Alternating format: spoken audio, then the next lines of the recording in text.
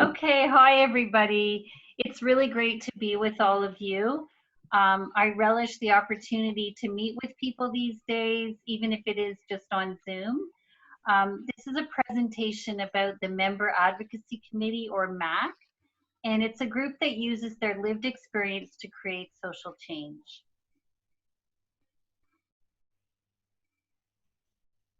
So just a bit more about me. I've been doing this work for a number of years, most recently over 12 years at St. Stephen's Community House. And I have a strong passion for people-centered practice, which I think was evident in my early years, but as I got into my late 20s, it became really obvious this is what I like to do. I've engaged with marginalized communities to make change for most of my working life.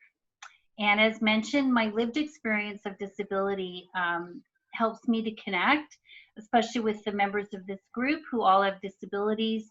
And I have a passion and commitment for the work. And I did do some early work in disability rights, which has also helped me. And I've trained and worked in journalism.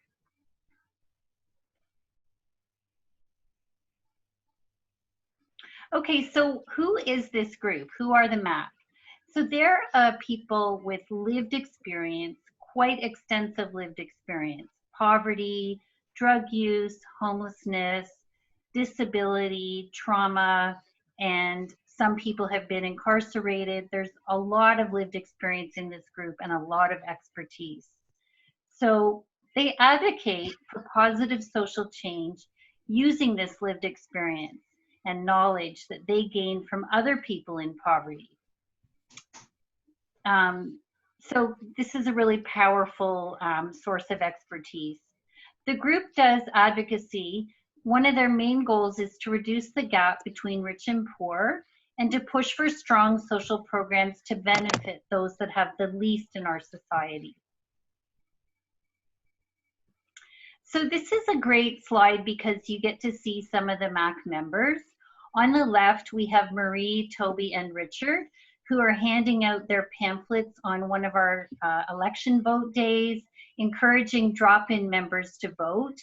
And they have so much passion and understanding about how to engage with people who have who are very marginalized. So this helps them in bringing up the issues of voting and why it matters to vote, and people will actually listen to them.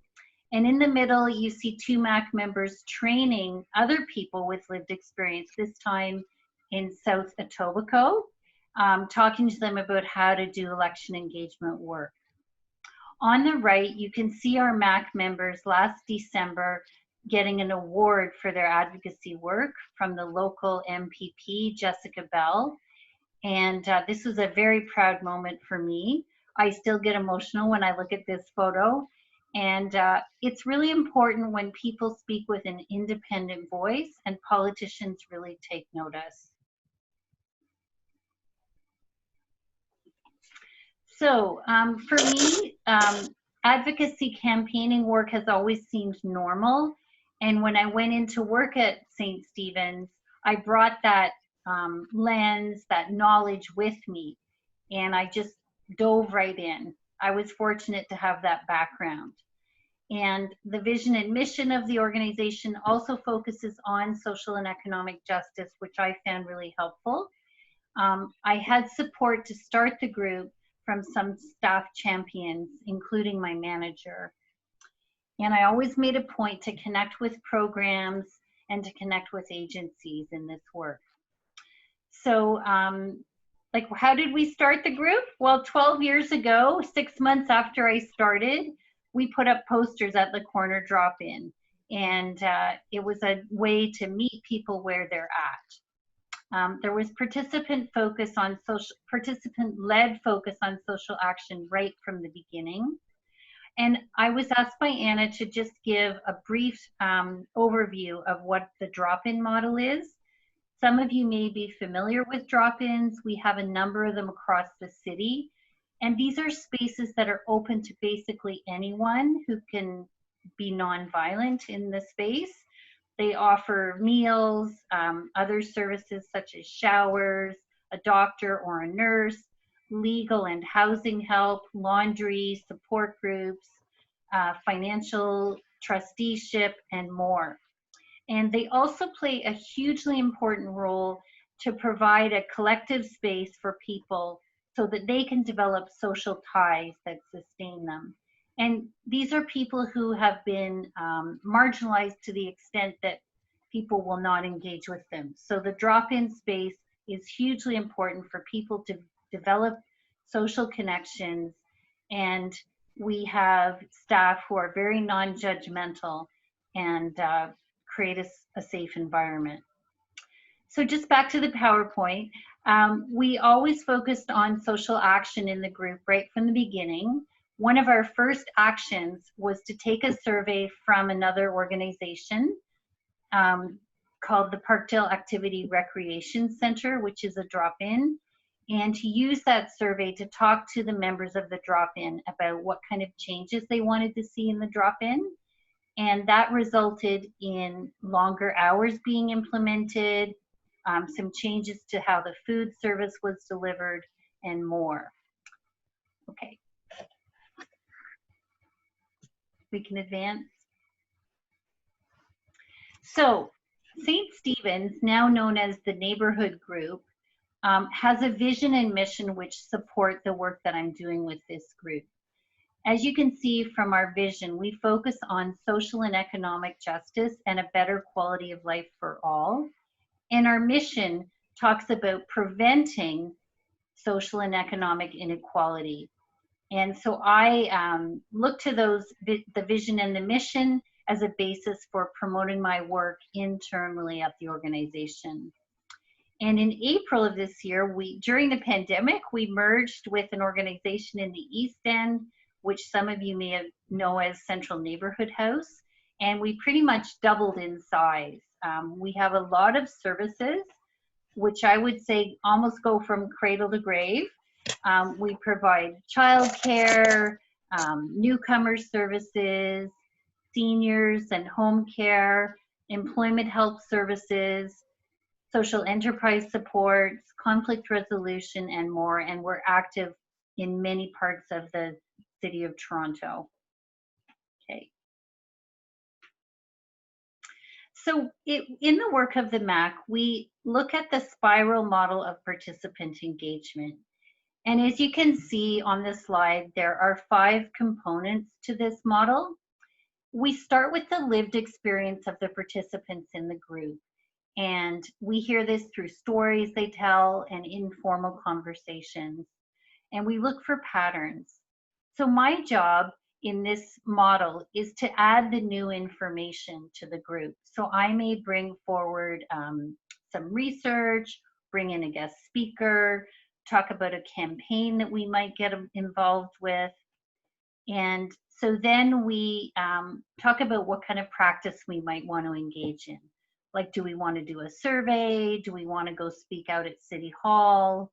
And then we put things into practice and we evaluate and we repeat the spiral pattern. It's basically a continuous, a model of continual engagement, which builds momentum and collective power. So what I've noticed with this model is that participants don't really worry about failure. They understand that we are looking at the root causes of problems and the work requires time and we have to keep getting more and more people involved. So some of our meetings can be quite chaotic and sometimes I myself as a staff person might feel uncomfortable, but that's okay. That's what part of this work is. One example of how we applied the spiral model was about 5 years ago with the issue of police carding. So participants spoke to me individually and in the group about difficult interactions they'd had with the police. And I started noticing a pattern about this. I shared with them in a meeting some information about these issues and how they're widespread.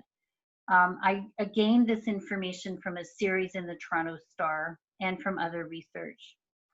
So we sought out opportunities for practice, in this case, speaking out about police carding at the Toronto Police Services Board and being interviewed in the media. We finally got action on the issue of police carding, but I'll have to say it is a work in progress as carding has not yet finally ended, but we're going to stay committed.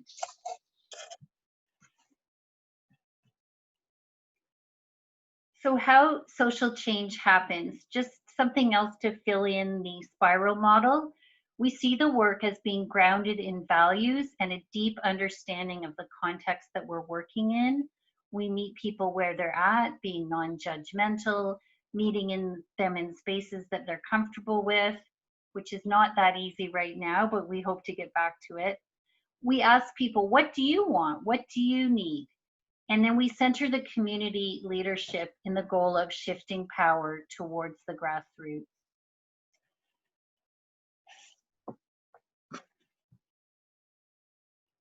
So I use in my work anti-oppressive practice, which may sound a little theoretical at first, but I can give you an example.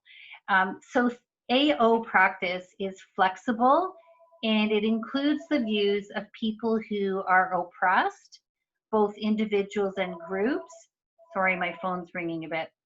And it challenges and changes existing ideas and practice. We analyze the oppressive nature of organizational culture and its impact on practice. And we also practice continuous reflection and evaluation of practice. We have a critical analysis of the issues of power, both personal and structural. So one thing I like to say about anti-oppressive practice is that I use this practice myself as a staff person, and I recognize that whenever I meet with the group, I have a lot more privilege than they do. And it's my responsibility to engage with colleagues, to engage with my manager, to talk about those power differentials, and to do that in a really confidential way. And I need to figure out how to keep doing this work and how to best support the group members. Okay, we can go to the next slide. So we've had some good success with social action, partly because we engage with existing campaigns to build skills and alliances. Some of the campaign work we've done is with the TTC Riders, the Fair Fare Coalition, Toronto Harm Reduction Alliance, and the ODSP Action Coalition. We've also engaged with a group called ACORN, which you might have heard of, and all of this engagement helps to build skills and confidence. We also do participatory action research, and we've done 3 surveys in about 4 years, where the MAC members are trained in how to do the research by myself and another staff person, and they actually surveyed downtown drop-in users in different drop-ins. And I put the findings together in a report, and we present the findings to government, and we also get really good coverage, usually in the Toronto Star. So I would say that the group is helping shape public policy, and they're in charge of setting the agenda. We also start campaigns sometimes. Most recently, we started a campaign for a harm reduction bill of rights, which I'll get into. And as I mentioned, this is a process of continuous engagement. And we look to groups like ACORN and 15N Fairness, which also use that model. And we don't get stuck on whether we're winning, because in the long run, we hope that we will win. Okay. Okay, so now we're going to show some clips from a video that the group made about 5 years ago.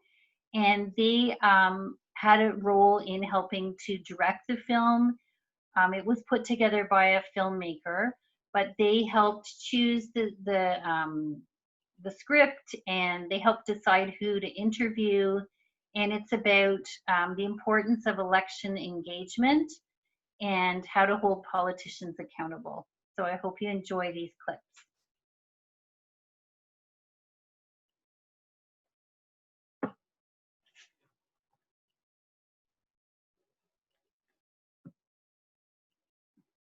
Can anyone hear it?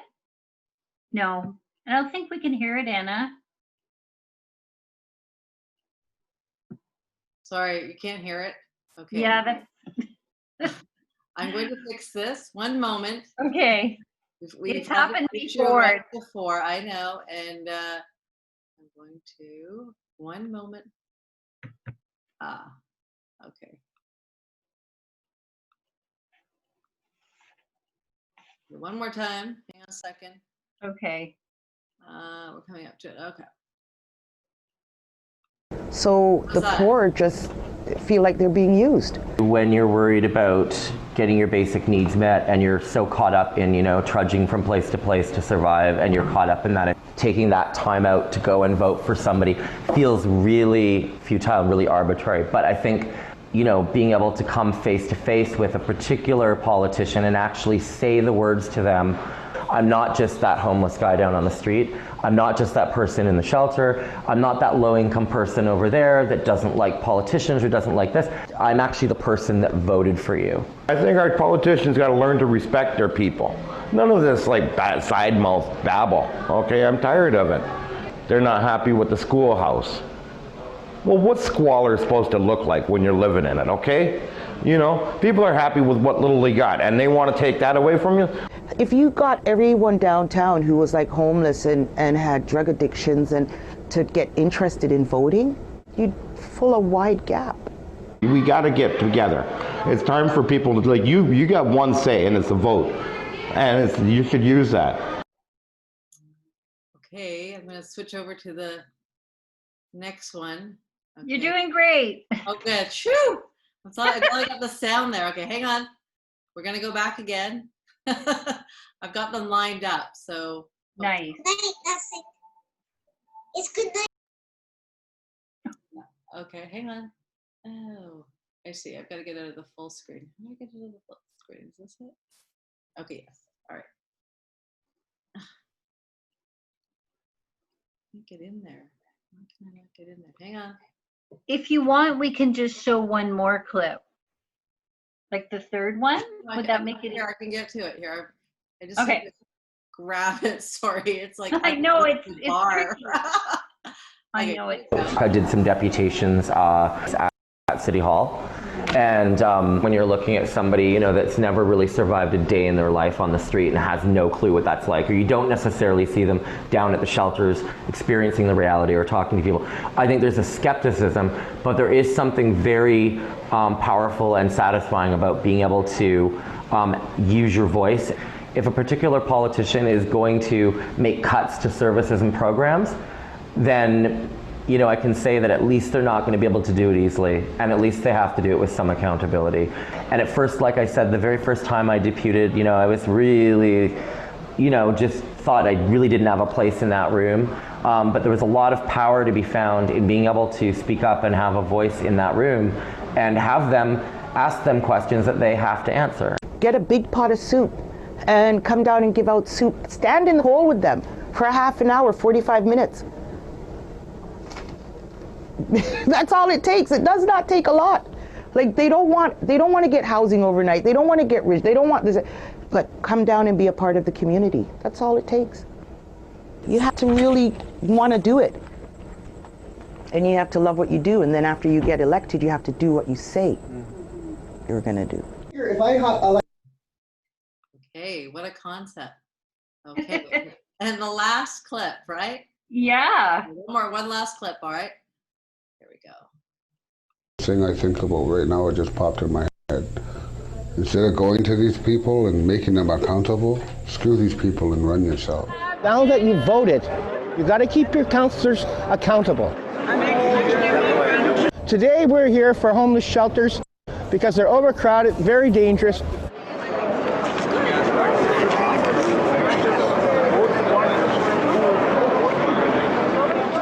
Homelessness, as we have often said in these halls, is the result of a much bigger issue, that of social inequality. And for many of the homeless, the shelter system is the last hope, standing between life and death. And the message that we carry today and we bury it in our bodies is no more homeless deaths.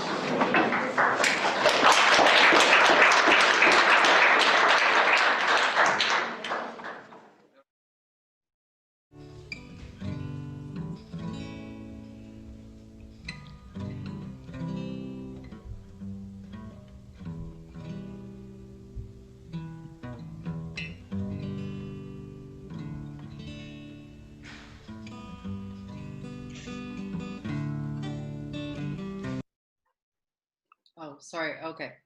And I can Nice. actually share the full video, you know, with all of you as we go forward. But I'm going to switch back to your PowerPoint. Sorry. Okay, that was great, Anna. Okay. Good text work. Oh, okay.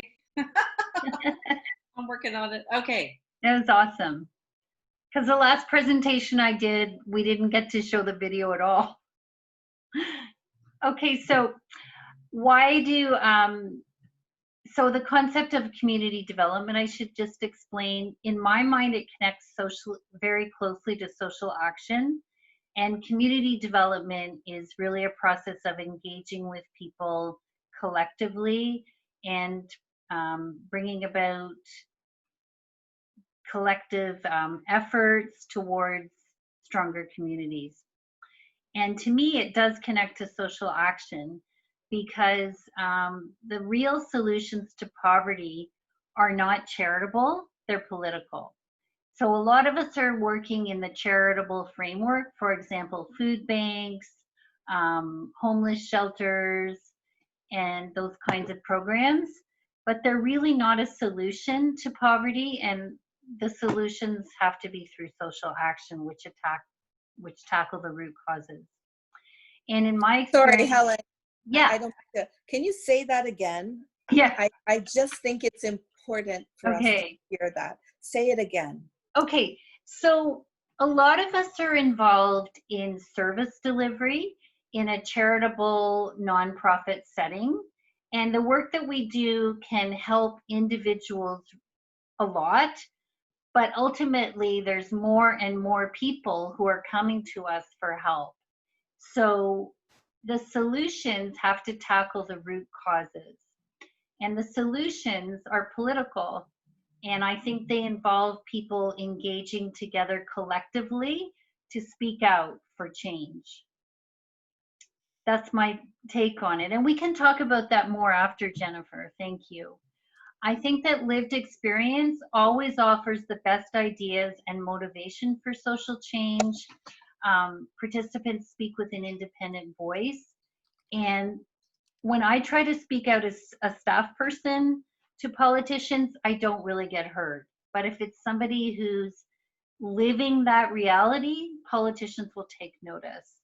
And we also noticed there was a recent decision by the Canada Revenue Agency, which did say, and a federal change, which says that we can engage in social action and advocacy, and we don't need to worry about it.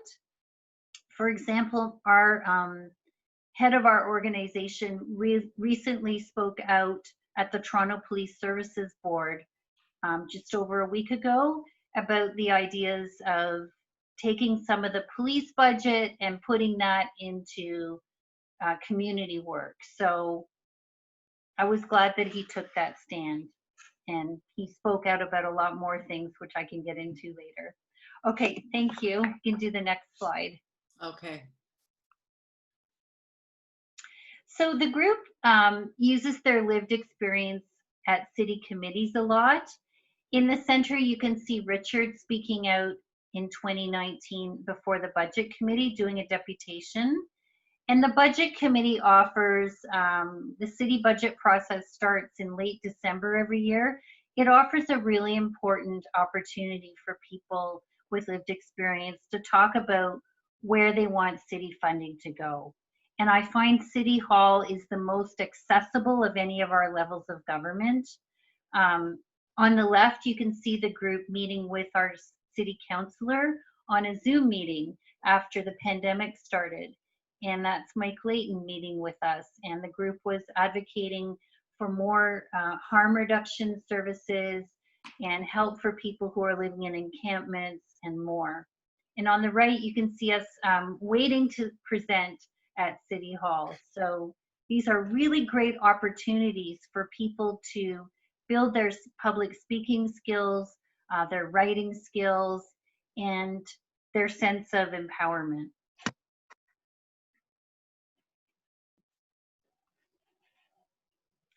So the Harm Reduction Bill of Rights is a campaign that our group started in during the last election, the federal election.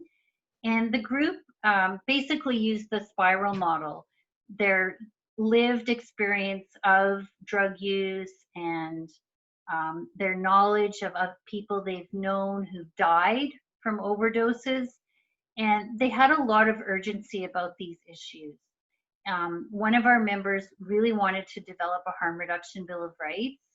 And so we decided that we would work on that. We brought somebody in who is an advocate in that area, and he helped us look to the Vienna Drug Use Declaration, and we adapted it for Canada.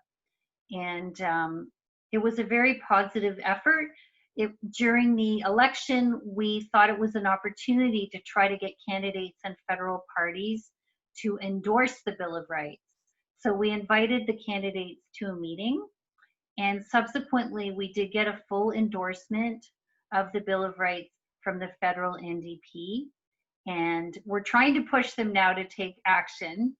Some of the most important components of the Bill of Rights are the need for safe consumption sites across Canada, a safe supply of drugs for people who use drugs, and the meaningful involvement of drug users to develop and implement services and policies that affect their lives. And I will note that there is quite a bit of urgency around this right now. I've been hearing a lot on CBC radio about the high rates of overdosing, overdose deaths in Toronto, and it's incredibly important that we get some action on this.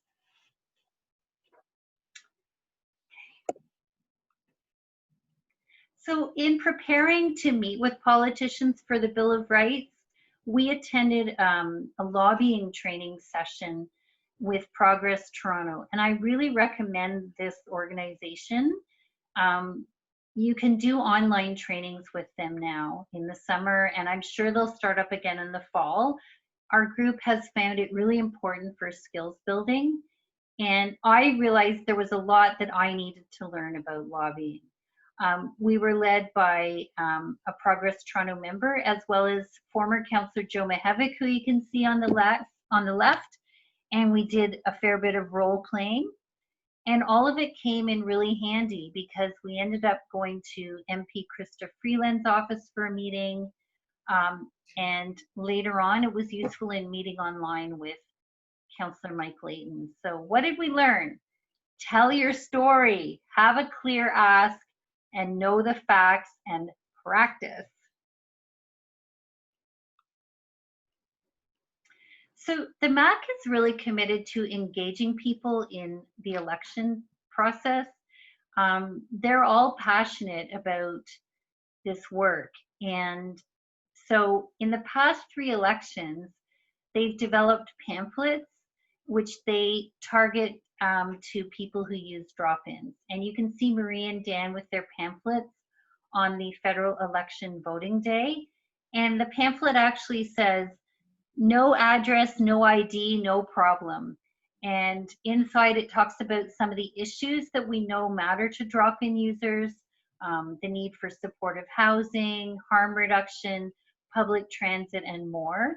And so they were approaching people on election day and offering to accompany them to the poll.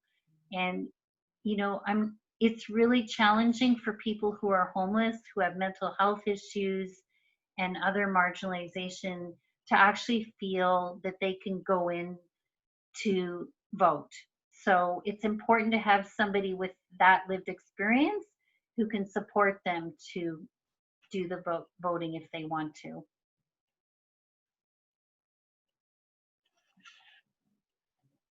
So we're getting towards the end of the presentation, and I'm sure that some of you are familiar with the need to provide support to do the work and to build capacity, I always provide honorarium and TTC fares, food, childcare if it's needed.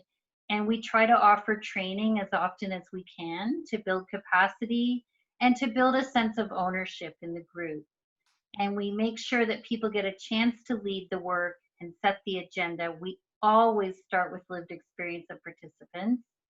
And we like to celebrate and note our victories along the way, and just to validate the work that we're all doing. The group is incredibly supportive of each other, and I think that really is positive when you see people taking ownership of the group themselves. And we also use a lot of storytelling, and that's evident in our work with the media and in the deputation work and when we lobby politicians. So there are challenges in doing this work, but I want to emphasize that the challenges are evident in all kinds of groups, not just people with lived experience of poverty and homelessness. There can be conflict in your group at times. It's important to know how to facilitate that, or to try to bring in a mediator if necessary. If in my case, I'm funded to do the work through the City of Toronto and the United Way, but for some organizations, that's a challenge. And sometimes it's challenging for staff, for example, to see the value of organizing and advocacy work. But I keep trying to show them how successful we are. Finding participants who can engage in a group process can be a challenge. We've had members of the group who just could not manage to function in a group. So that's a trial and error process, right? And we do have a terms of reference and an agreement that people sign, which is like a contract. So finding hope in difficult times, that can be hard for lots of us, right? But I'll be honest, the current group members don't seem to worry about this. They seem to really enjoy this work, and I enjoy it as well. So that's a positive. The successes are that people feel empowered, they're able to engage in meaningful change, and there's a focus on inclusion and equity. And I have found this work incredibly exciting, and it really keeps me going in my day-to-day life. So I want to thank you for the opportunity to present, and I'm happy to have a discussion. Thank you, Helen. Really well done.